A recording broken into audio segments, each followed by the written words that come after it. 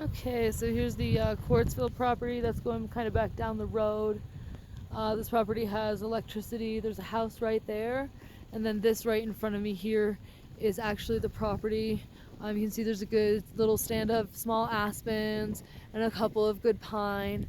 I can't tell exactly how far it goes back, but my guess is that these tall trees that you can see in the background are probably near the top end of this lot. And then as I keep going over, you can see the house next door.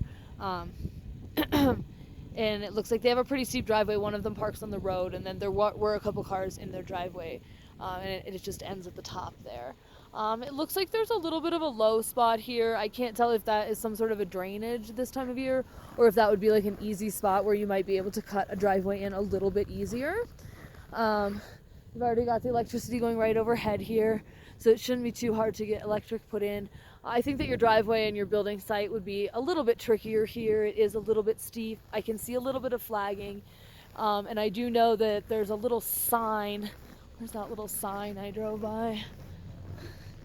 There's a little sign just up here that says 1191, so I know that the lot probably goes right around to here. They do have flagging along the line here, so they may have been trying to put a driveway in right there. I'm not sure. So this is how this lot looks. Across the valley, you can see that, like, if you were up high, you would have some views of the hillsides, and then you could maybe see Silver Heels from here on a better day if you were up high. So when you got up onto the land and put in your driveway, you might have some chances at those better views. And you definitely have a little bit of the down valley view. You can see that that line cut in on the opposite side, that road over there. So that's pretty much what it looks like here.